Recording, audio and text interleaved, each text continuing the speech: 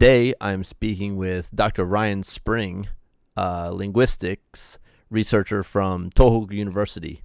And so, Ryan, welcome. Thanks for taking the time to do the podcast. Yeah, And thanks for having me on. maybe you can give us a little bit about your background and some of your research that you've done in linguistics. Sure. Brief recap of my experience in grad school. I did undergraduate in the States. I worked for a bit, and then I began graduate school actually in Tohoku University, a different department from where I'm currently employed. But I did my master's and PhD there in, I guess, technically in linguistics. I think the name of the degree uh, is language communication and cross-cultural education. So what I actually did was my master's and PhD study really kind of fit together to look at applications of applications of cognitive linguistics to second language acquisition. So kind of in a little bit more layman's terms, there is a specific piece of cognitive linguistics, a couple of theories that I used and tried to see how that would affect people who are learning languages of different types than their own first language. So when did you first get involved with Japanese language? Japanese language, that's a kind of interesting question. I started studying it in high school, late in high school. Actually, not by choice. I think I'm probably one of the few people here that can say when asked, oh, why did you start studying Japanese? Like, oh, I was forced into it.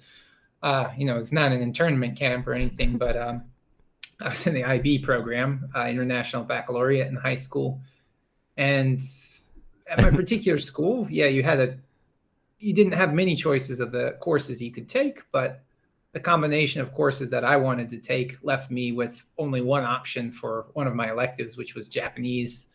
And, I wasn't necessarily interested in it at the time. And I was frightened to take it because, it looked horribly different than anything I had done before. I liked foreign languages. I didn't consider myself very good at them, but I did like studying them. And then, I don't know, when I started taking Japanese, it became fascinating to me, the language itself, because it's so incredibly different from English. I'm an English native speaker. I had studied German for a couple of years before I started taking Japanese, and just how different it was fascinating, and it became, I guess, a little bit of an obsession to try to solve this puzzle. With English and German, I could think of a sentence in English and change the words into German words, and I knew my grammar was bad, and some of it was surely wrong, but people usually kind of sort of understood what I was saying. But if I tried the same thing with Japanese, no one got it at all. And so I don't know, it became a huge mystery. Why isn't this working? When I did this with German, I just replaced English words with German and ignored all grammar and all everything except replacing the words, and it was more or less okay. But in Japanese, it did not work even a little bit. So that's the very strange story of how I got into learning Japanese. So you started studying Japanese in high school, but in the case of German, what at one point, I believe, if I'm not mistaken, you were fluent in German, or at least fluent is a very generous description of my German abilities. I'll take it, but high school wise, it would be considered fluent. I would imagine. Well, in the States, at least at my high school, we went for 4 years, and all 4 years I studied German. So I started in the 9th grade studying German, and I started studying Japanese in the 11th grade. So, after so you took 4 semesters in high school. Yes, that's correct. Right. Yes. After a couple of years of studying German, I wouldn't say I was great at it, but I could speak quickly and generally get my ideas across. And if people said complicated things to me, I would probably miss it, in all honesty. But I felt quite communicative, and if people were nice enough and dumbed the language down for me, I could generally get it. So after a couple of years of really hard studying, I was able to gain some degree of proficiency in German. I mean, I'm not gonna call myself fluent, but in the same amount of time, I spent the exact same amount of effort and time, and I put just as much effort and time into Japanese. And after 2 years, I couldn't do anything. I mean, I know I thought I was okay, and then I took a 1 year in college, 2 semesters in college, and then I did a study abroad in Japan. So by that time, I had been studying Japanese for 3 years, and I think I was more advanced than my classmates. So I thought, oh, I'm pretty decent at Japanese. I'm the best out of my classmates. That was a wrong assumption. So being the best in a southeastern state yes, in the U.S. yes. doesn't being the biggest doesn't fish in account an for incredibly small pond is actually not so advantageous when you get to the ocean, it turns out. But yes.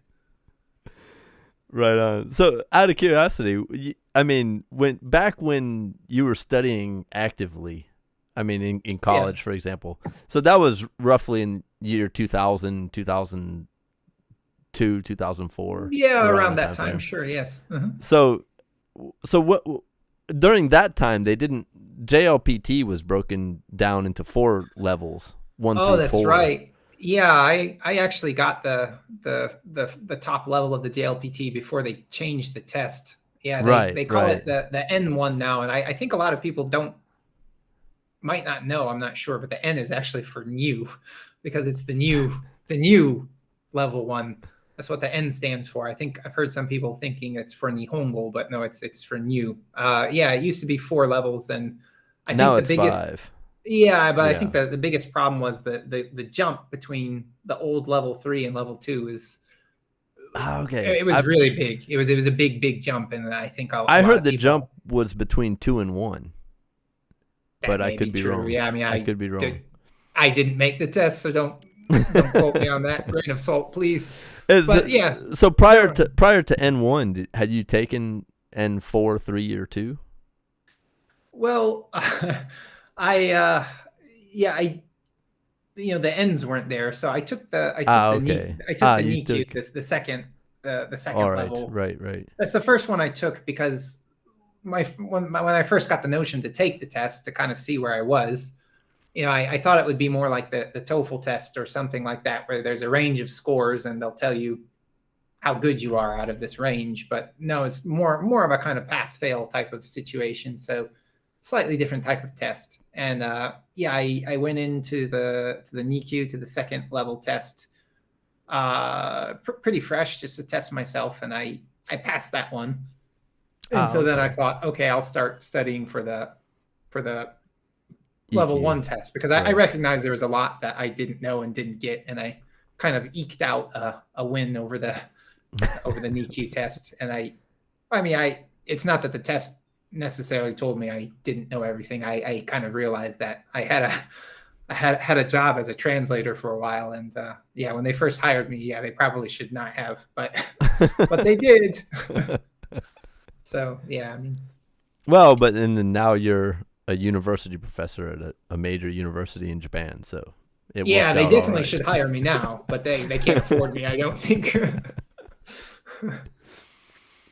Okay, so then that's some of your undergraduate experience. Then you went on to graduate school. You studied linguistics, and the cognitive linguistics and second language acquisition. Yeah, that was your master's and your doctorate. Yes. Linguistics, I was surprised myself. It's a surprisingly large field. I kind of thought it was syntax, the end, but the more I looked into it, there's a lot of different things that are being studied in the field. So I was really surprised at how broad it was. And I had to do some study of formal linguistics and so forth, but it's certainly not my forte. I got pretty interested in cognitive linguistics, and I was also very interested in second language acquisition. I think I was a little bit more interested in second language acquisition rather than foreign language teaching really at the beginning, because I didn't really, what's the word I'm looking for? I didn't really come to the university necessarily to learn how to teach better or to necessarily become a teacher. I mean, that is the result. I mean, I did want to become a teacher, but the thing that really fascinated me is that I did a lot of studying, and I progressed at Japanese, and the same with German as well. But at some point, I started to forget not the languages, but where I had learned things. So people would ask me like, "Wow, how do you know that phrase?" Or like, "How did you get good at grammar?" And I would just, I don't know. I don't remember, to be really honest. Like, yeah, I don't remember where I heard that phrase, and I don't remember how I mastered that grammar point. And so it got to be pretty interesting to me to kind of take a look at the process. There's certainly a lot of overlap between second language acquisition and foreign language learning or teaching studies, but I think this is just my personal opinion. If I had to kind of draw a line, I would say that a lot of times, not always, but a lot of times, second language acquisition kind of looks at the process. How does it happen? Why does it happen? What are the difficult points? Where are people stumbling? But then they usually kind of stop there, and it's usually kind of more up to the language teaching studies to then take that knowledge and then say, okay, this is a difficult point for learners. What are we going to do about it? And then, if I developed a method, was that method effective at solving this particular problem? Yes or no?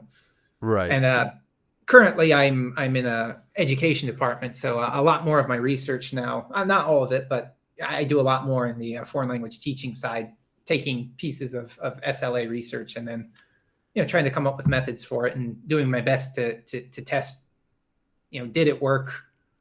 If it did seem to work to some degree, how well did it work? And then also try to analyze, why did it work for some students and not for other students, so that I can try to make sure it works better for a larger majority of students in the future. Right. So, I mean, is that to say then that it's really the analysis of some educational intervention? Yeah, I would say that's more on the foreign language education or teaching side. I don't know if there's a specific term that people from that, well, I shouldn't say people from that field. I guess I'm kind of sort of in that field as well. But I think the kind of the difference is, though, is because I started as a linguist and I started very much in second language acquisition. When I make, I don't know, teaching materials or methods to do teaching, I generally attack it from a linguistics perspective. And there definitely are other perspectives out there, such as, I don't know, pedagogy, psychology, educational psychology, that kind of thing. And I'm usually not as good at giving considerations to those because it's not where I come from. It's not saying that's better or worse, but that's a interesting area of kind of overlap where sometimes I can learn from my colleagues and sometimes they can learn from me if they're coming from that perspective, because usually if they're coming from that perspective, a lot of times they're not looking at it the way a linguist would necessarily. Right. Yeah, that's interesting. Just it'd be interesting to see almost like a comparative analysis of just, okay, get one expert in pedagogy and get one expert in second language acquisition, and then see, how do they differ in the type of approach that they might choose for teaching some particular unit, some particular concept. I mean, the one that comes to mind would be like Teform, right?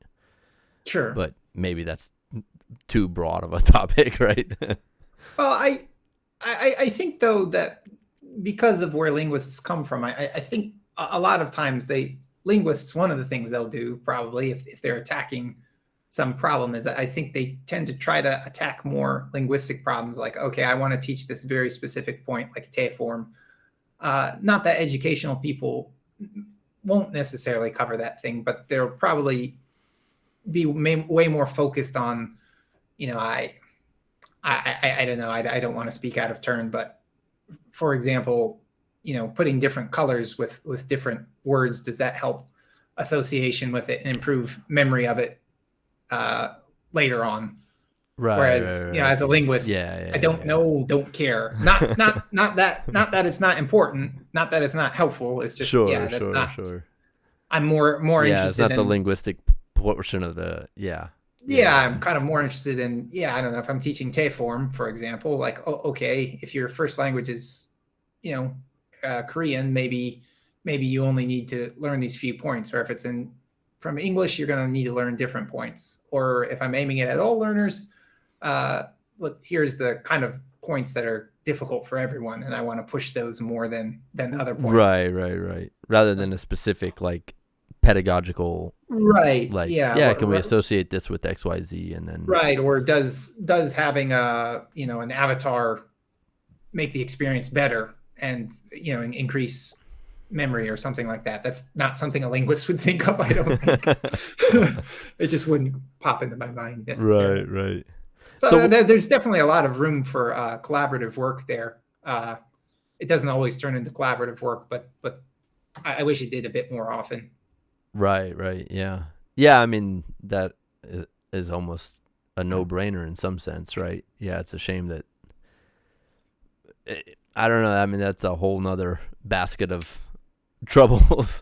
I mean, I find a lot of departments at the university level are, but not just university, even within companies, you get a lot of silos of, well, this department does XYZ and. Yeah, I mean, ABC doesn't really get in here very often, right? Yeah, I wonder sometimes if it's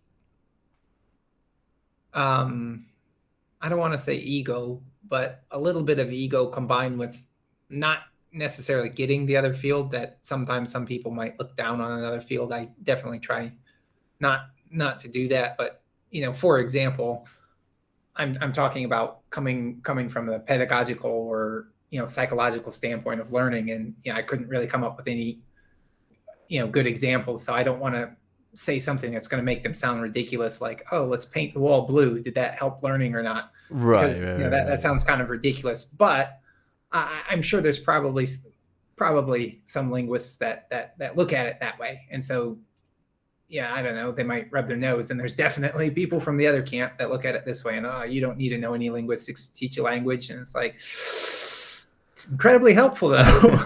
It really can be. Like, I mean, I to their point though, and I think SLA helps bridge this gap. Like, not necessarily everything in linguistics is helpful, and that is kind of where SLA I think it helps kind of bridge the gap. So SLA is second language acquisition. Yes, yes, it's second language acquisition. So how does I mean, in your more recent research, what kind of topics have you been tackling or addressing or looking into in your more recent work? Although I should point out that you're mostly involved in teaching English. I have one graduate class in research methods, linguistic research methods, and I also I teach a lot of English classes. However, I don't know. I do a lot of statistical analysis and so forth for the university as well, and research as well. Research these days, I'm a little bit all over the place. I've gotten interested a lot in objective measures of speaking and writing. Initially, I got interested in it because I was trying to determine, is this technique that I'm using in the class, is it really helpful?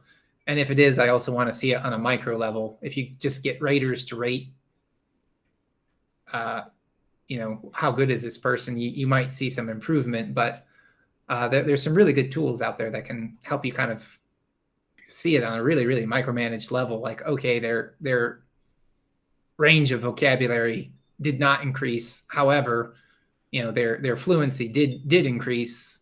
Their accuracy increased only a little bit, or this kind of thing. And if you can kind of look at it in those in a much more micromanaged level, it does help you to then tweak what you're doing and also realize where are the students succeeding and where are they failing, which I think a more holistic rating might, and from a research perspective, it sometimes it leaves a lot there that you wouldn't necessarily notice otherwise. I mean, it definitely did for me, and so I've gotten really into it and been pretty obsessed and picked up books on it and so forth. But the book was hidden, I think, by the video. Yeah. I should note to our one viewer that we may or may not have that. Yeah, Matt made me remove the book from my desk because it was far too red. So that's the research that you're doing recently then is in this, rating writers. That's what you were saying. Well, that's one thing, but you mentioned rating fluency. Fluency Yes. is one of the things that gets measured. Sure. Out of curiosity. Vocabulary makes sense. Like, okay, how many different Sure. words are in this passage, right? Sure. That some student wrote or put together. Right. How is fluency rated though? That one seems less obvious to me. Yeah, sure. Me too. Well, it was there was a pretty good study, I want to say, by De Jong, and I don't remember the other name on the study. My apologies to the authors, but they wrote a script for a program called Pratt, which was Boersma and one more person. Yeah, I'm sorry, I've been working on writing these days, not so much speaking. But the basic idea is though that it kind of looks at the waveform that someone speaks, and you look for the peaks and valleys because those are clues as to where they're saying syllables. Okay, so fluency it's audio recording, not written. Yes. No. Okay. No. Okay. No. Yeah, I see. Yeah, that's So a total speaking thing, not a writing thing. Okay, so it's almost the rate at which someone produces words. Yeah, there's a couple of aspects to it. The one pat one that people tend to look at is speech rate. Yeah, the number of syllables per second. Some people do it words per minute, but syllables per second, kind of the argument for it is if I say a simple sentence, I went, or it is or what is, I cannot believe it. It's 5 words. Most of them are one syllable. It's unbelievable.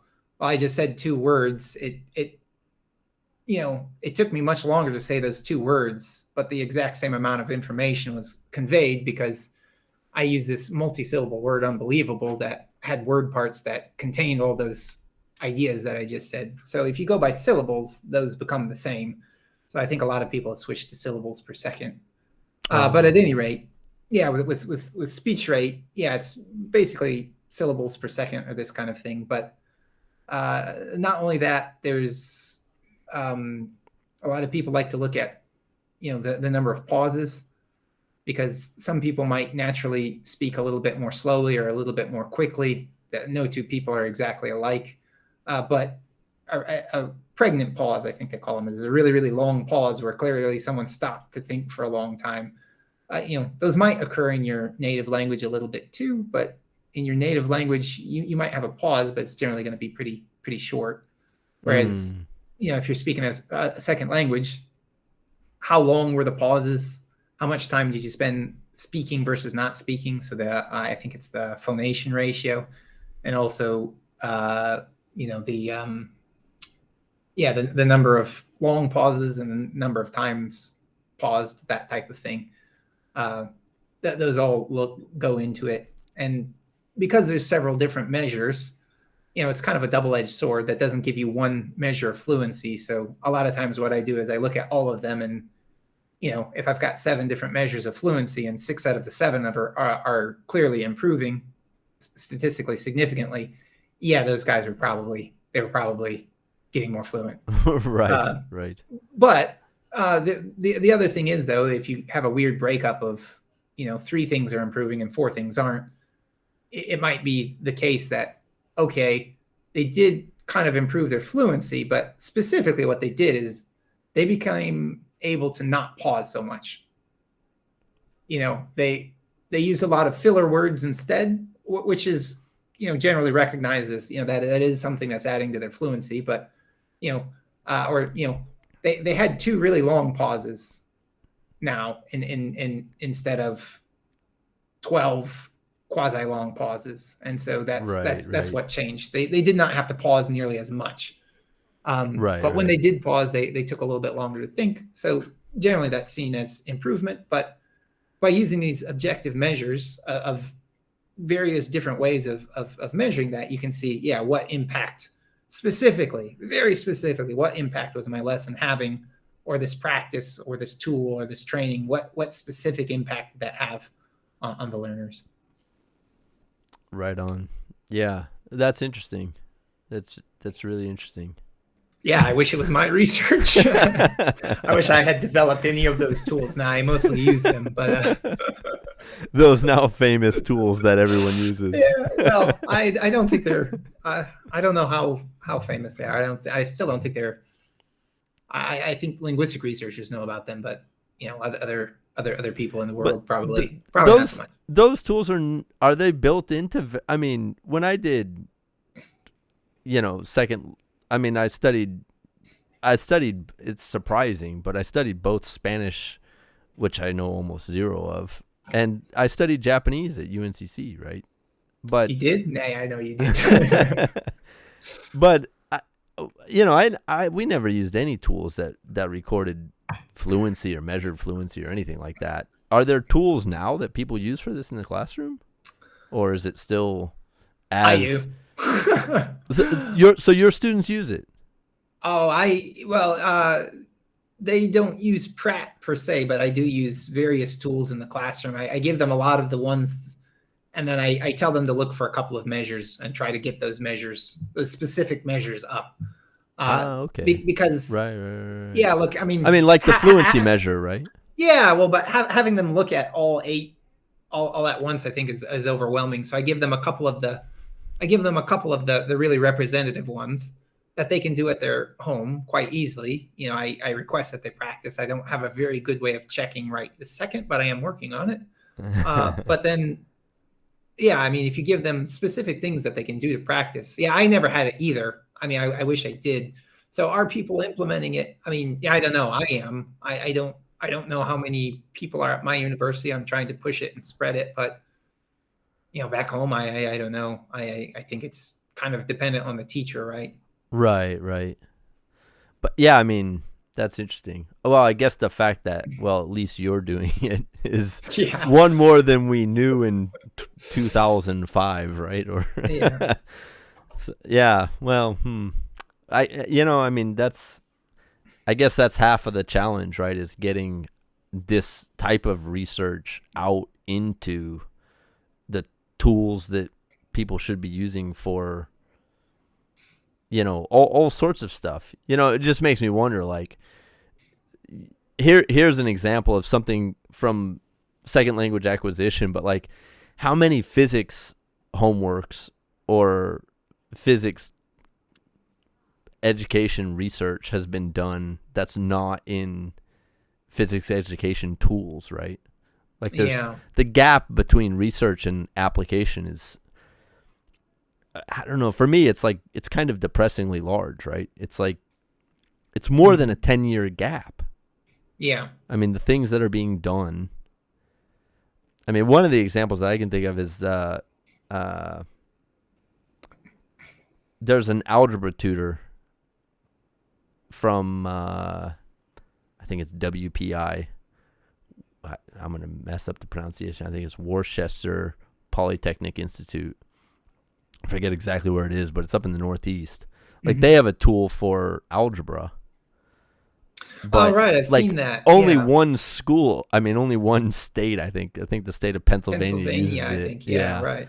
But it's like, all right. Yeah, like, it's an amazing tool. Loads of research shows that it's better. Like, they've published dozens of papers on the topic. Like, Come on, man. Like clearly every middle school in the nation should be using that. And it should be global as well, right? Like there's no reason that Japan's not using it, China's not using it, right? There's no Yeah. reason that literally every school worldwide is not using it. Like it's literally just a better tool. Yeah. 800 middle schools in Pennsylvania use it. Like it makes me wonder, like, what are the other schools using? Well, Right? I do wonder about it, and so I think that's kind of some of the work that you're doing as well, right? Because I think probably step one to really help spread the use of these is I think they've got to be very user friendly, right? In the end, if you want a middle schooler to use it, or even a lot of my students, you have to aim kind of for the lowest denominator, right? The reason I don't tell my students to use Pratt is, you have to go and copy a script and make sure to edit this thing and, make sure that you've got WAV files in the correct folder and then find your directory path through the PowerShell. And, if I started telling that to my 18-year-old students, they would, yeah, I mean, And I might as well and be speaking I mean, you have Greek. dozens or hundreds of students, or Yeah, quite a lot of students. yeah. So you never know how their computer literacy is, right? Yeah, and I mean, that, 500 people, like yeah. you'll Well, have 48 students show up to your desk, your office hours. Hey, this didn't work. yeah. Well, unfortunately, I think a lot of the students are quite timid. So I would have 0, and then the next class I would have 500 students say it didn't work, and then yeah, we'd have problems. Well, I mean, Right. computer literacy is I mean certainly a huge issue amongst students. I find that in Japan they're pushing a narrative that the kids these days, they're digital natives, so they know how to use computers, but I'm often shocked at how little they are able to do them. Some of the basic stuff, sure, but Right. I still have students. If I ask them to type an essay and center the title, they're pressing spacebar and trying to line it up with their thumbs, and there's a button. There's a button that does it perfectly. Like, what are you doing? Yeah, But yeah. and then they look at me like I'm a wizard. I mean, I am a wizard, but they shouldn't look at me that way. Well, so changing gears a little bit. I mean, I refuse to talk about my time at Hogwarts, but yes, go on. Tell me a little bit about, I mean, some of the other things that affect language. I mean, I think you've kind of at least read up on a wide range of, I mean, whether or not culture affects it, and basically the cognitive aspects that play a role, and I don't know if there's psychological aspects. I mean, Oh, sure, yeah. Well, actually, yeah, it's funny you mentioned that, because I should probably talk about my PhD work and what I've done with that. That is something I'm still continuing somewhat, but that's the one thing that I'm probably best versed in. Like I still am very loath to call myself an expert on anything, but if there was any one thing, it would be that. Like objective measures, I'm still kind of an idiot, probably. So maybe no one should be listening to me, but I do recommend looking into it.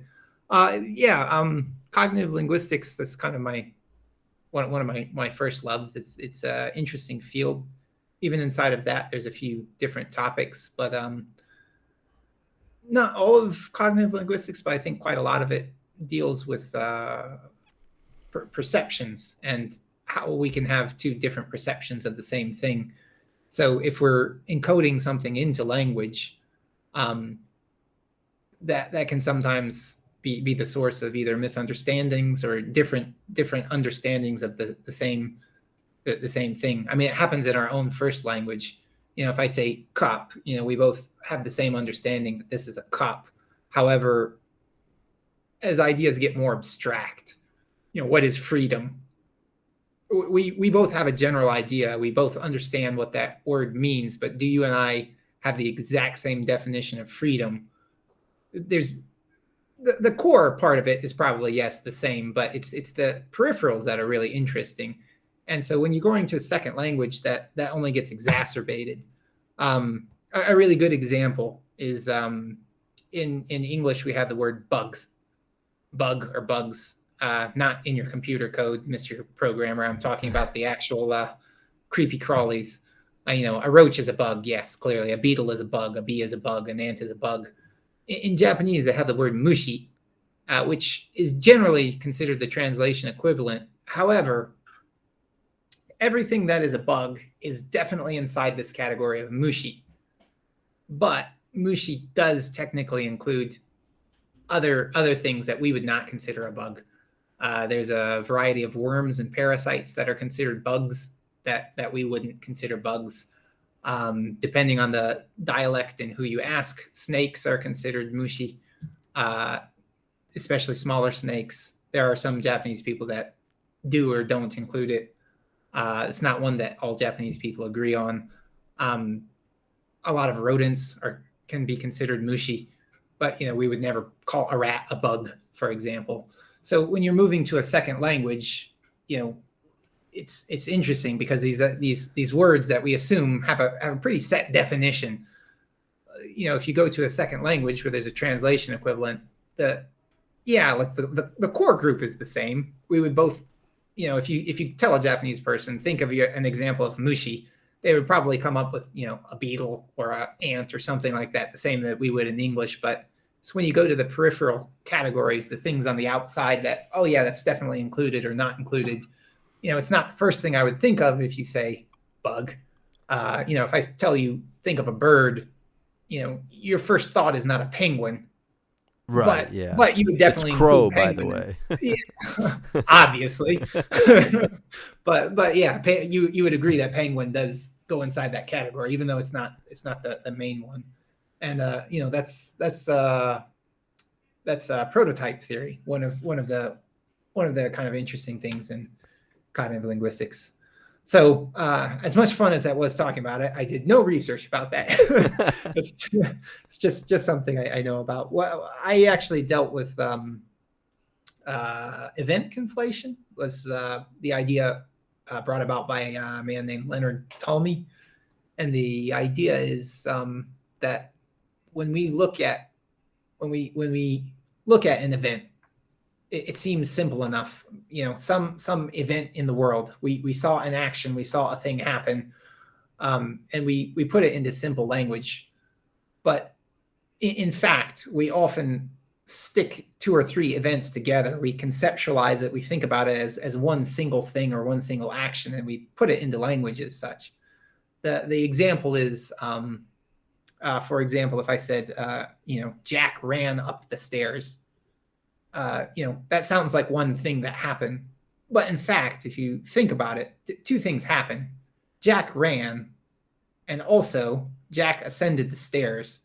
These 2 things both happened, but we kind of visualize it as one thing, and we conceptualize it as one thing. We say it as one thing. Ptolemy also he noted that, but he also kind of came up with the interesting idea that different languages, the way they put that together is quite different.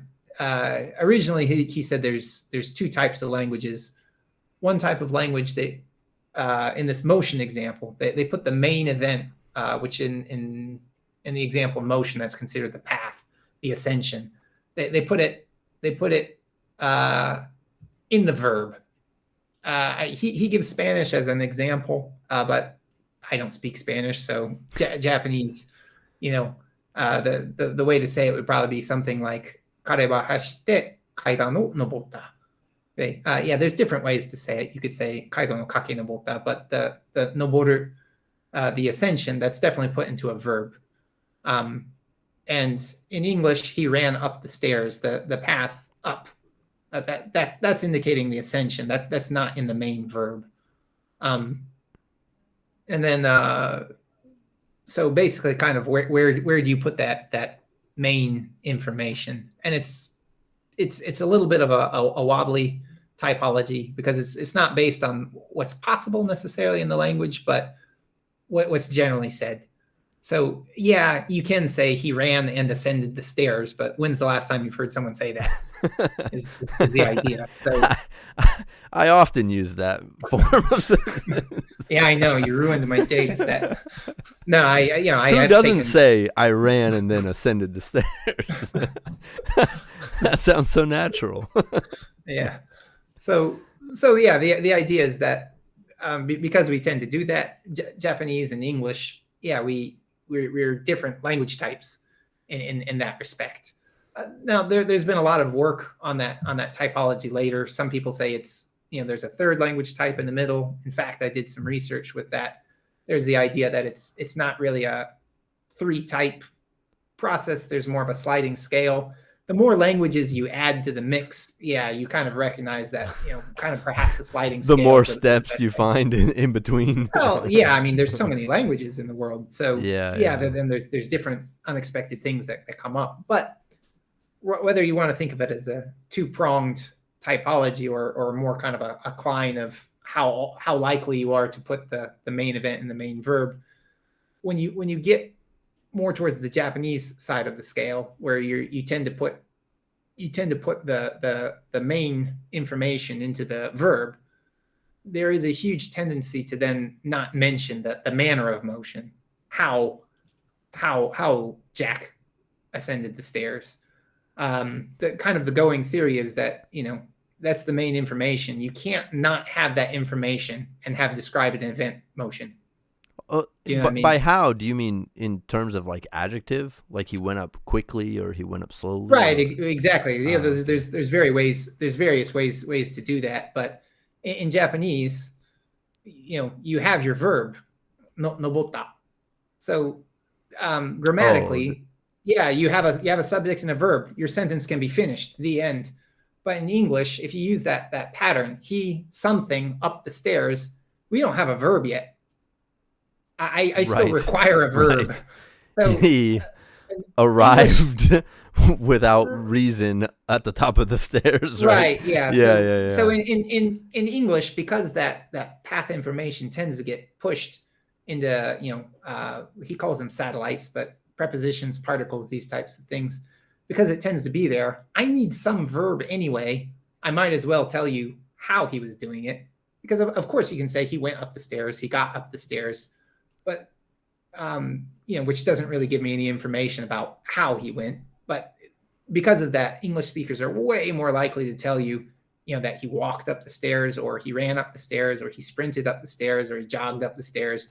Whereas in Japanese, unless it's really important, they're way more likely to just say kaidan nobota.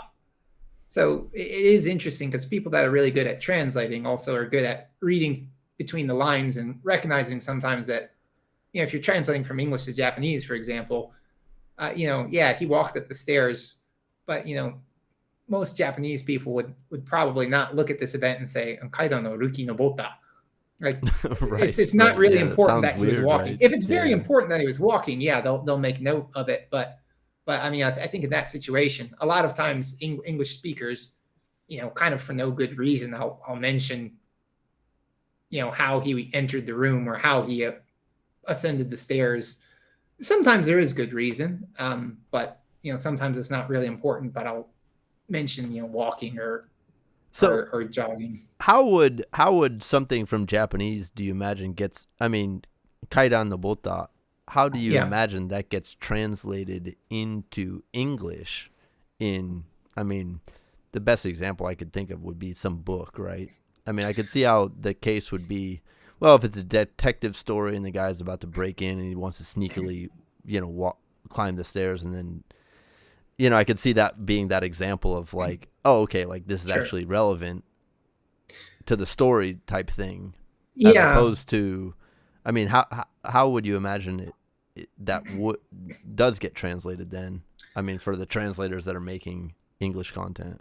Sure. Well, actually, one of the ways this is studied, not for SLA, but for basic, typological purposes, where does this language fall on this Klein? If you're trying to determine that, a lot of times people will look at translations. The thing that inevitably happens, if the source material is Japanese, there's going to be way more of those path verbs, such as noboru, ascend, etc.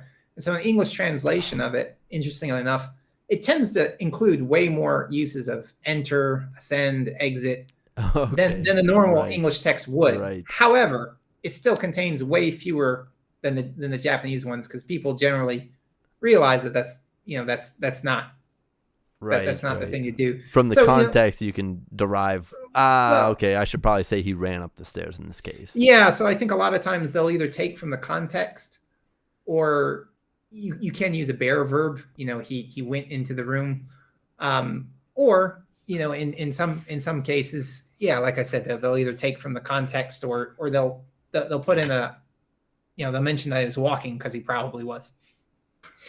Which is technically adding a little bit of something that wasn't there, but at the same time, no one's any the wiser anyway. So, well, yeah, but if you want it to sound like natural English, right? That's the kind of right. things you got to take a few of those,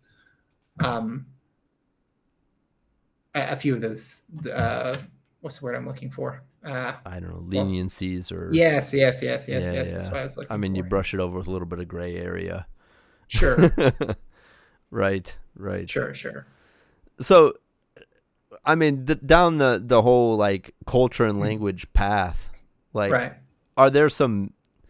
I mean, I want to ask you more questions about just how culture might affect language, right? I mean, you given the one example of, I mean, I don't know if it's really culture per se, but even that's a gray area, right? I mean, I know there's been discussion or debate at some level about Esperanto, which theoretically lacks culture.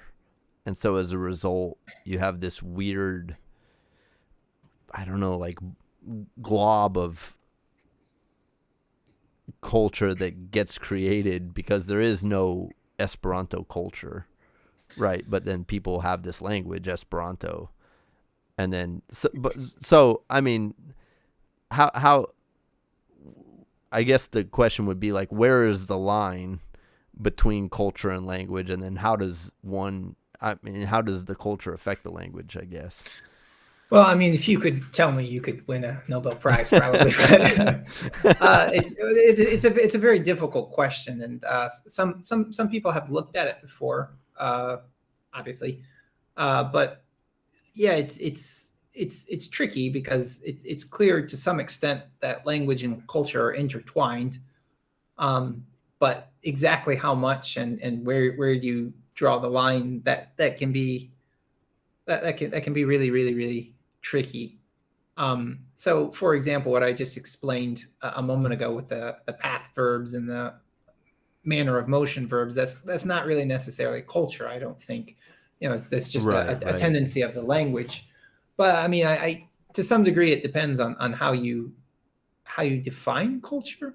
But the kind of interesting thing I would say is that, as far as language is concerned, the culture probably comes in a lot in kind of the areas where, if you knew the language well enough, you still wouldn't quite get it. So I think there was a quote from I think it was Wittgenstein. By knowing the language well enough, you mean syntactically? Oh, right. I mean, yeah. If you grammar and vocabulary knowledge. So right, like I think it was Wittgenstein who said something like, if a lion could speak perfect English, we still couldn't understand him. And yeah, I don't know what he meant by that because he's a philosopher and I'm not.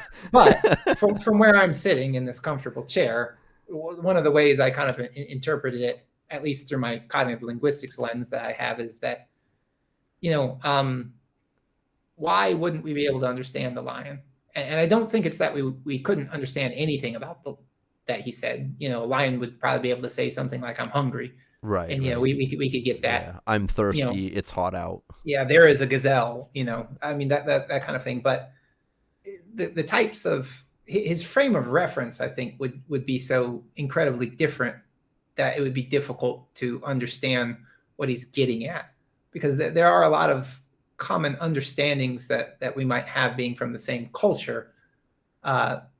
Some of them are embedded in the language, such as in metaphors and so forth. So, it's not strange for me, for example, to say, a price went up.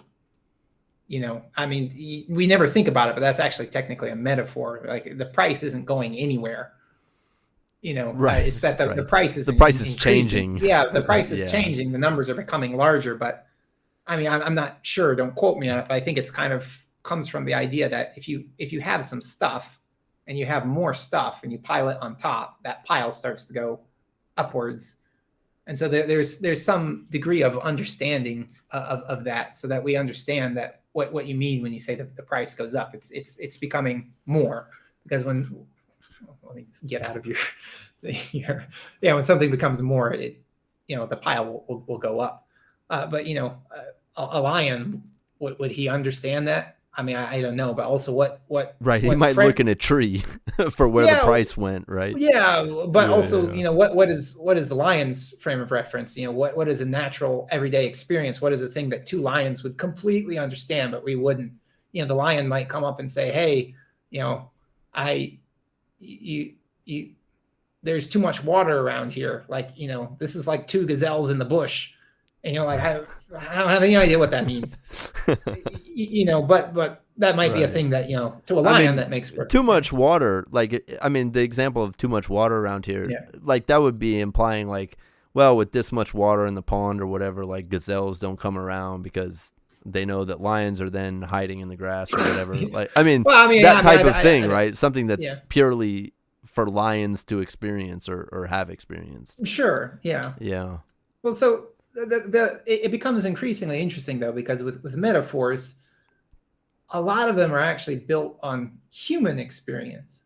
So, for example, the idea of fear being cold, you can take it pretty cross-linguistically to pretty much any language. And it's pretty amazing, because in English, yeah, I went cold with fear. I didn't go hot with fear. If I saw a ghost, I got goosebumps, which is what happens, when I get cold. No one ever says, "Oh, that ghost really made me sweat." Like I saw. Right. Unless it's a cold sweat. Yeah. Well, yeah, cold sweat. Well, but exactly, Yeah. but the word cold sweat. Yeah. But it's interesting, because as many metaphors and whatnot that are different in other languages, and especially as different as English and Japanese, it's the same in Japanese. It's the same in, I didn't do the research myself, but it's apparently, if you go deep into the jungle, it's the same in really, really unknown languages out there. And so it kind of gave some researchers the idea, like, well, what actually happens when you get afraid. And so I don't know, I think they got a biostatistician, and they kind of realized that, like, yeah, if you get really afraid of something, your body temperature actually drops a couple of degrees. That's just something the human body does. So, we kind of didn't really realize that until, I guess linguists had kind of looked into it and thought, like, yeah, that's weird. Why does that metaphor persist across? But there's another example. So amongst humans, that's common, but, Right. lions, yeah. do Who lions knows how also drop lions? body temperature? Yeah. So yeah, I mean, if you said that kind of thing, it would be so natural, but a lion might have no idea what you're talking about. But so, I mean, it does affect, second language, obviously, because I guess the areas that would be cultural, then where is the divide between culture and language? It's the things that, even if you get very good at the syntax, the grammar, the vocabulary of the language, that when someone said it, you understood every word that they just said, and it made no sense. So the kind of places. And, yeah. I think some of my Japanese is around that level. Oh, there's no shortage of it when you go between English and Japanese. I think. I mean, there's a lot of it. There's a lot of sentences that I've taken I passed the N3, I think, a year or 2 years ago. Mm-hmm. But yeah, I mean, probably even sentences that make sense in English. I mean, I'll read it and like, well, damn, I literally know all of these words, but yeah, this set of nouns and this set of verbs, like I got 6 different versions of that story in my head. Right. Yeah. And sometimes it's pretty easy to pinpoint if it's a cultural product, like, oh, it's sushi. We didn't really have that in the West, so we just borrowed their word. That's a really easy one. But I think there's a lot of other subtextual things that most Japanese people have an understanding that this is the way things are. And if you don't have that understanding, then even if you understood all the verbs, nouns, grammar in that sentence, it still doesn't make any sense to you. Right. Yeah. It reminds me of one of the books I have on my shelf, which is,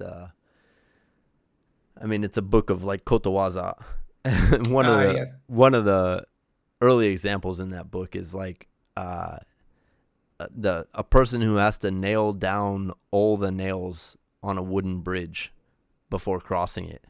Obviously. And like, right. I understood all the Japanese words, and I'm just thinking like, what in God's name is that? Like, what does that mean? Right. But it's like, someone who's 2 gazelles in a bush is what it is. But I don't remember precisely. Like, it's either that, someone wants basically like all the ducks in the row before they get across it. What sense does that make if you stop to think about it? Right. Yeah. But yeah, it's until someone points it out, like, oh no, what that means is like they can't leave something unfinished, right? That it has to be meticulously, organized correctly. Mm-hmm. And it's like, okay, yeah. But until someone explained that to me, like, like, who knows what that means, right? Yeah. Nailing down the nails on a wooden bridge across the river, like, seems important. Those are all really great examples. And again, with English and Japanese, all ducks in a row is another one, right? Like, like how would you ever derive that? It'd be perfectly reasonable to assume like, oh, so you're some type of farmer of some sort. Right. Yeah. Yeah. Like clearly a duck farmer of some type, but those kind of kotowaza and so forth, they're really good examples. There's with English and Japanese being as linguistically distinct as they are, there's all kinds of ones. Even if you just think about, for example, the word brother in English, we have that word brother, but in Japanese, they don't really exactly have that word. They have onisan and they have ototo. One is the older brother and one is the younger brother, but it's not completely impossible. You could say something like kyodai, but no one normally would. So it's not completely impossible, but generally impossible to not mention whether or not this person the person's older or younger. Yeah, older or younger. Yeah. You have to, linguistically, it's hardwired in the language. You have to notice and say. You will inherently include the person's age in the description, age, or at least their hierarchical ranking. You have senpai and kohai. Right. But you don't necessarily have. Well, coworker is almost the same. Yeah, same level. Right. Yeah, they do use dorio as well here, but the better thing is though is that in English, so that's kind of a translator's nightmare. I used to hate it when I was a translator. If there's a word like senpai, so I don't want to translate that, because it always comes out sounding weird. Yeah. And so sometimes I would just translate it to It reminds me of some 1980s anime I saw where the character says itadakimasu before the meal, but then in the translation, in the dub, right, the character just yells Grace. It's just like, what? Right. Well, yeah. When you watch it in English, if you don't know what's going on, you're thinking like, what? No one does that. It's really funny, and I think your first instinct is to blame the translator, but after you learn enough language, if you had to translate that, I don't know what you do with that. As well, like in the scene, right? Okay, so you have a half-second utterance, like, great. Yeah. Like, what am I gonna fill in that spot, right? Right. Yeah. And especially if you're doing a dub. Because if you've got subtitles and there's his mouth is moving for a half second, right? You can put something, but you get 20 frames to deal with this dub. Yeah, if you're doing a dub and you're the voice actor, what are you supposed to do? Ooh, I guess that would work, I suppose. But I guess you have to get a little bit creative in those kind of situations. So we're we've gone an hour, so I don't want to use too much more of your time. But there is one kind of not main, but one other big topic I want to touch on before we get out of here, which is like misconceptions or misunderstandings or like myths that people have about second language acquisition, foreign language learning, you know, whatever you got, that may or may not be a pet peeve. I mean, there's loads in my career or in my field, right? That's just like, so many. That's not how that works. I mean, in game dev, there's a million. Yeah. Yeah, I thought you wanted to cut this short. You want another hour? I think this is a 12-part series. No, yeah. We can invite you back for part 2 next week. Okay. To continue the list. Well, yeah, but sure, there's ones out there. I mean, the biggest myth I think in linguistics is, I am not the man in that video. No, I'm kidding. There's Oh, I don't know the reference. Yeah, well, don't explain the joke. It won't be funny. Yeah. No, trust me, I'm a linguist. Trust me, I'm a doctor. Yeah, if I explain it, it will be twice as funny. Common misconceptions. Yeah, I don't know. I would have to kind of go at it, but I can give you an anecdote, I suppose. I don't use that much social media, especially not anymore these days, being busy. But I don't know. People get into fights on social media all the time, and it's sometimes baffling to me because usually the people that are getting into the fights are not experts or very knowledgeable on the thing. And so, yeah, I mean, I don't know. Like when I don't know very much about a topic, I just admit to myself that, I probably don't know enough to form a very strong opinion about this. I shouldn't fight this fight because well, even if I have an opinion, well, what good is my opinion? Yeah, I mean, on a topic that you know nothing about. Yeah, right? And then and what would I do? Go Google it? The internet. Yeah, I mean, right. Even if you just Googled it, your opinion would already be 4 times better than what it is right now on that topic. Yeah, but also, I don't know who writes the internet. A bunch of.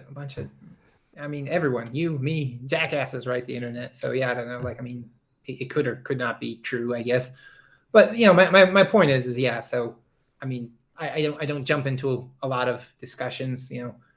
Climate change. I'm not a climate scientist, so I generally just, why would you, also not a climate scientist, why would we ever discuss? Why would we have a debate about whether or not climate science is true? When, I mean, yeah, I don't know. We could Google some things and have opinions, but what would that gain us? Neither of us actually know anything about the topic. Like, it'd be better to go just listen to a podcast about climate science. Well, by climate scientists, one would hope. Yeah. Yeah. Right. I digress. There is the very rare occasion that something comes across my feed that, it's about cognitive linguistics or language acquisition and cognitive linguistics, and I'll think, oh, this is the one thing I'm actually qualified to get into a Twitter war about. But yes, of course, some things floating around. There's nothing wrong with them, but I've seen some pretty ridiculous things, and it can get infuriating because, oddly enough, a lot of times people then don't believe me, and it's it's maddening. I think one of the so that you'll correct a myth, right, about something, and then people will quote the myth to show that as a demonstration of how you're wrong. Well, yeah. For an example, there was an article floating around on Facebook that I think a bunch of people were talking about. Oh, this is so interesting, and basically the claim was it linked to some really bogus study. I don't know who did it. I don't want to commit to memory whoever the person was, because it claimed that in Japanese, since there is no future tense, because Japanese has no future tense, Japanese language has no way of communicating or conceptualizing or talking about or thinking about the future. And therefore, Japanese language users are bad at planning for the future. I mean, that was the entire structure. I mean, which, Wow. well, I mean, it's ridiculous for a number of reasons, but the thing is with a lot of these, I think with a lot of a really good piece of misinformation usually starts from a place of truth. Yeah, it's true. Japanese does not have a future tense like English or German does. But yeah, the idea that Japanese therefore has no way of talking about the future is just wrong. It's easily debunked. So I commented like, yeah, sorry to burst everyone's bubble. Sorry to be that guy, but the article is mistaken. The Japanese language absolutely has a way of talking about the future. And people started I mean, dogpiling. No, you're wrong. Like, what do you Ashita know? Why do you? Raishu right Well, now. so that's what I did. I just like, look, my proof in the pudding was they have a word called ashita, tomorrow. Like, go look it up in a dictionary, and just no, you're wrong. You're not Japanese, so you don't understand the feeling of the word. It doesn't actually mean what you think it means, and Google's dictionary is wrong, and everything under the sun. But yeah, so it was a bit maddening, but yeah, I don't know. I screamed into the void for a while on that one. But I mean, that's kind of the level, though. I mean, I don't know why someone would make a preposterous claim like that. What does someone have to gain from spreading misinformation like that? Right. Yeah. But yeah, I don't know. Maybe it's just for clicks and That's so so forth. weird, right? Yeah. Well, and I think oddly enough, like in the West, I think Japan gets it kind of bad because there's kind of when a news cycle gets slow, there's usually like the crazy Japan story that pops up in the news, which also people generally don't fact check.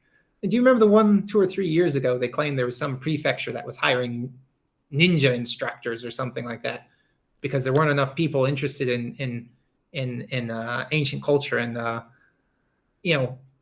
I forget which news outlet reported it first, but then none of them fact checked. They just ran each other's stories. So, Fox News, NBC, CNN, everyone was talking about this prefecture in Japan that's, it doesn't have enough people interested in culture. So they're hiring ninjas for, $80,000 a year.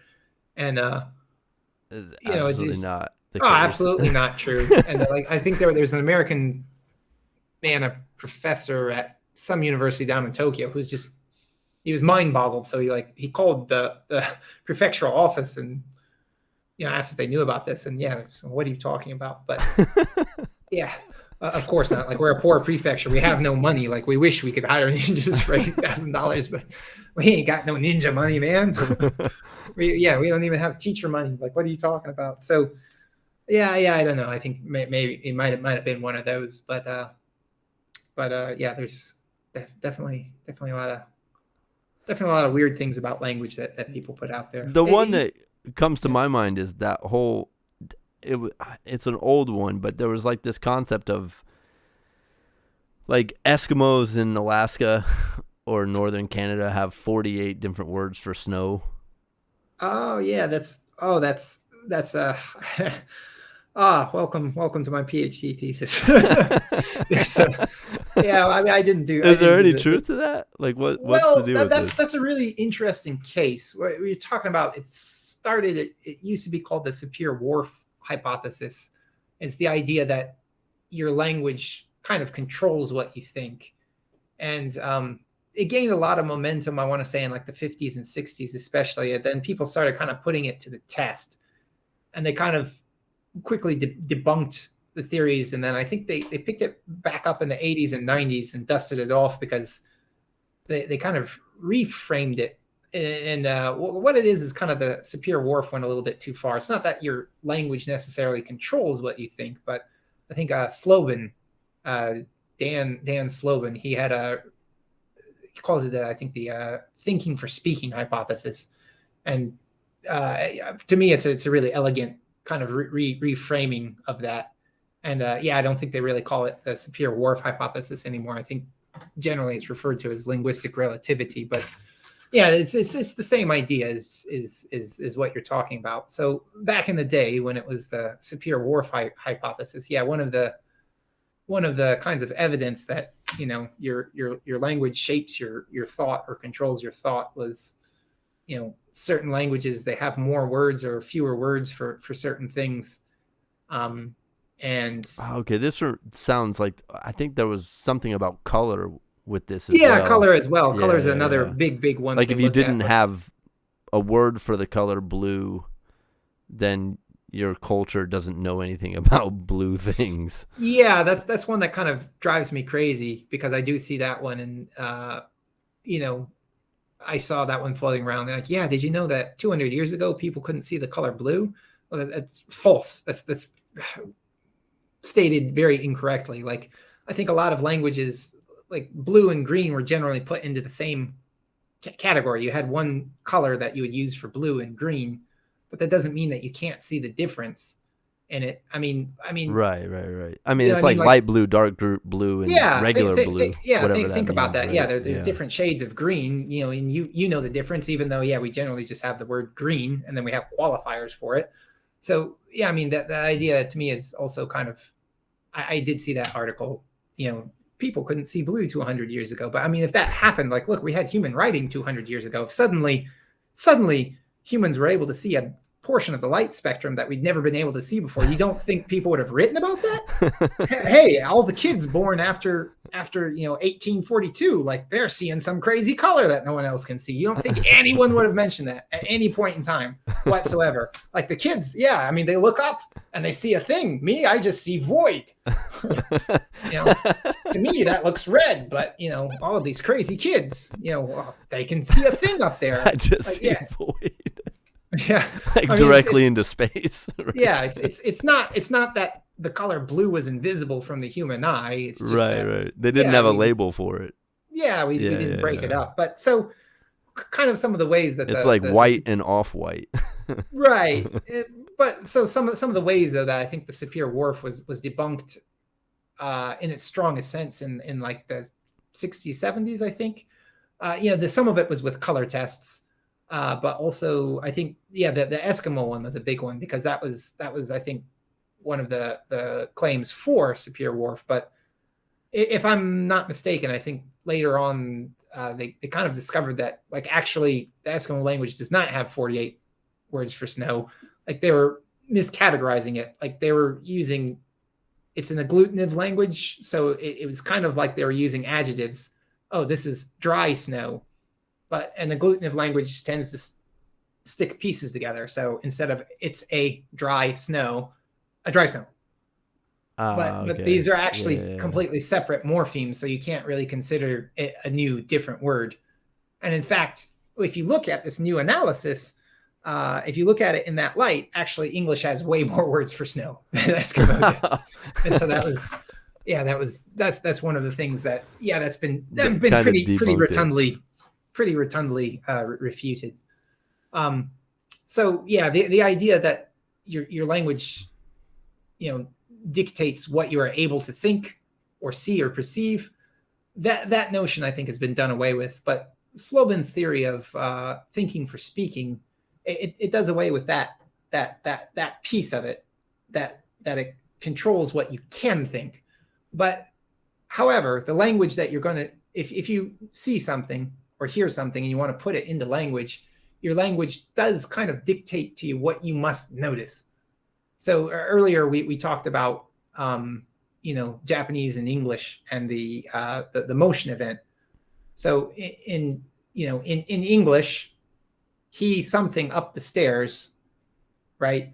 I'm still lacking a verb, so I'm much more likely to fill it in with a verb, and a lot of English verbs are manner of motion verbs, so I'm much more likely to take notice of that. Whereas with Japanese, the verb noboru, I mean, you're finished, you have a verb, the end. So unless it's really, really, really noticeable, why would I make a mention of the manner? I'm not really motivated to notice it. Unless it's significant, right? Yeah. Plurals are a similar thing. In order to speak English, properly, you have to, am I holding a cup or two cups?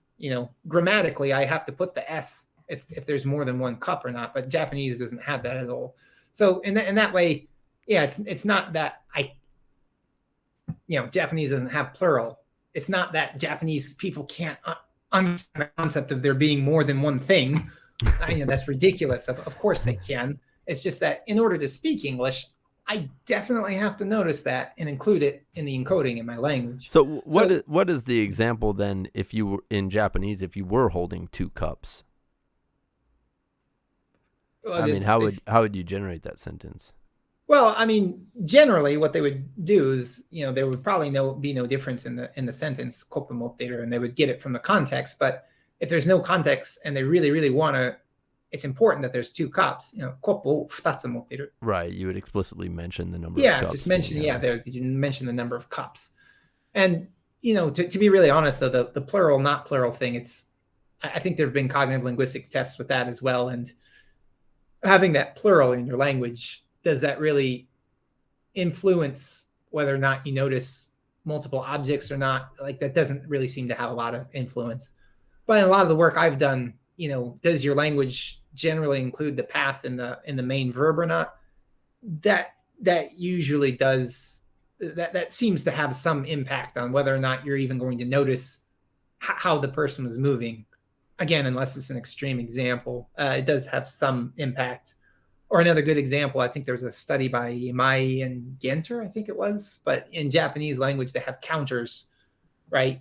So pens are counted, ippon, nihon, sanbon. And the reason they're counted that way is because their shape is long and cylindrical. Whereas, if you have a book, it's isatsu, nisatsu, because the shape is different. Because of that, if you're speaking Japanese, especially if you're counting something, you kind of sort of have to notice the shape to a certain degree. So I think what they did is they took basically like a wooden ball, a glass ball, and a glass rectangle. It's 3 things, and then you ask 100 English speakers which 2 of these things are the same, and everyone kind of goes like, "What do you mean? Which 2 are the same?" Like, well, because you either pick, the balls are the same, right? Because they're both balls, or you pick, the glass ball and the glass rectangle are the same because they're both glass. Right. So English speakers is pretty 50-50. Which 2 did they pick? About half picked the balls and about half picked the glass things. But with Japanese people, almost all of them picked the 2 balls. Because the shape is the same. Yeah, because the shape is the same. So that was their standard go-to. So that's an example of, if they're speaking in Japanese, because of that, they kind of have to notice the shape. So that's kind of forefronted in their mind. So they might be more likely to notice the shape versus the. Oh, so that's an interest. I mean, there's 2 things here. One is that's interesting from the aspect of, okay, now we have a scenario where language is affecting the way people think. Yeah, in a certain sense. In a somewhat concrete fashion. Right, sure, right, yeah. But then the other aspect of it is, I wonder how that then occurs if you had bilingual speakers, but then ask them in English and then ask them in Japanese if their answers change. Well, yeah, that's part of the case, and that's also part of Slobin's thinking for speaking. One of the other things, I think, the original iteration of Sapir and Whorf, I think it assumed that you can only really have one native language, and whatever your native language is, it doesn't matter how good you get at the second, you're never able to overcome that. And so if you're a Japanese speaker, it doesn't matter how good you are at English, you will never ever pick it's always 2 balls. Rectangle. Right. Yeah. But so Slobin's point is that, depending on what you're speaking, because if you're very proficient at both languages, what should be forefronted in your mind is whatever language you're speaking at the time. It's the idea. And I think there is quite a bit of evidence to support that. I haven't done any specific of those studies myself, but I think there's quite a few that have looked at similar things. I think there's some with motion too, where you take highly bilingual children, they were raised bilingually, and when they become an adult, they're very good at both languages. And if you ask them to describe, this event in Japanese, and then you ask them to do it again in English, they exhibit backwards or really different tendencies. Yeah. Right. And so it seems like, if you prime them and they're speaking in that particular language, they'll tend to notice or follow the patterns that are associated with the language. It's just it does have some influence, I would say, but I think correctly, a lot of people kind of draw the line as whether or not you can. It doesn't limit, it doesn't make it impossible, because right. It just if it affects tendency rather than sure, yeah, absolutely. yeah. So yeah, I mean, and then the interesting thing that I think a lot of cognitive linguists are working on is just kind of trying to figure out, what does it affect? Because as I mentioned, I think there have been studies, plural, if your language has plural or not, that doesn't really seem to affect very much. But the shape counters, it's not just with Japanese. There's an interesting group of, I want to say Azteca, but I don't remember. It's a small language family down in Mexico, but they have a similar thing. I don't remember if it's with counters. I think it is, but yeah, based on the shape of the objects, and they exhibit really, really, really similar tendencies to Japanese native speakers.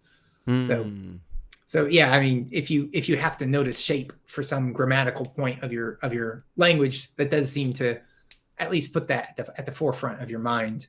The motion event thing that I talked about, that does seem to have certainly some degree of influence. We're still kind of working through that to see exactly how much influence, because that one's a little bit slippery. It's if you go to huge extremes,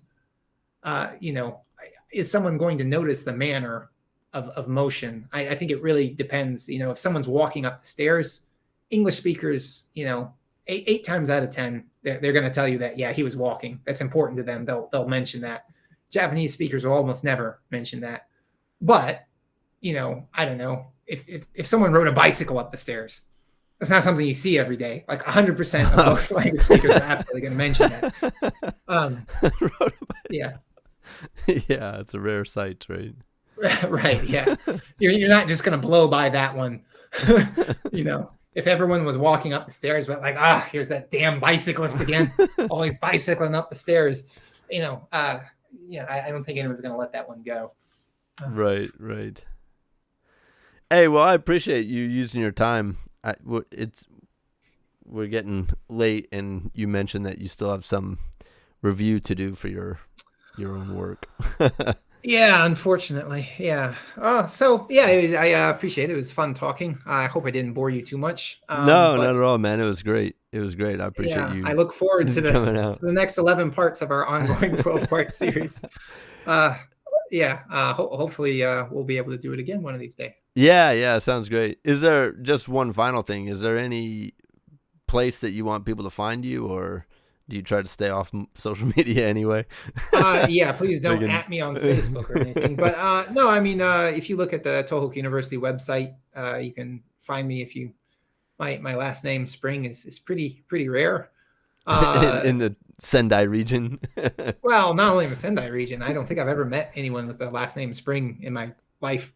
People in the States, people would often think my name was Springs or Springer or something, and I think I went to America once to do an experiment with a linguistic experiment with children, and part of the deal was I taught them a little bit about Japan, and they got to question time, and I'll never forget. I think one of the second graders or third graders, he asked me, he said, "Why do they call you Dr. Spring?" I was like, "Well, it's my name." He's like, "Well, what's your real name?" It is my name. It's like, well, it's kind of unfathomable to this. But in his defense, I do sound like, I don't know, a really, really weak Bond villain. Dr. Spring is definitely not scary. I'm like the villain that dies in the first act, I think. When you first meet James Bond and he's strangling someone to death, that's probably me. Our other good friend, Dr. Eagle. Now he's probably at the end of the movie. He probably makes it through. Yeah. He has a much better plan than Dr. Spring, I think. Who dies by movie 11 logic, minutes but into also, the film. By movie logic, but also probably in life in general. We both know him. Well, let me tell you, with a name like Johnson, I think I just, might as well be Stuntman 1. It just gets shot. Without even Bond looking to aim.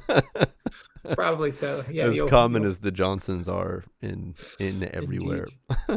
Yeah, we would have trouble picking you out of the lineup of henchmen that died. You'll be one of Johnson 1 through 12, one of them. Yeah, but I haven't found any other Johnsons in Japan, but I'm sure they're here. somewhere probably. Yeah, Yeah. yeah. I would be surprised and fascinated and somewhat interested to meet a spring, but All until that right. day. Hey, sounds good, man. Good luck with your review work. Thank you. And See you later. thanks for coming in and telling us all about linguistics. All right. Good Cheers, luck with man. your JpnMana project. Let me know if I can be of any help. Yeah, sounds good. Take care.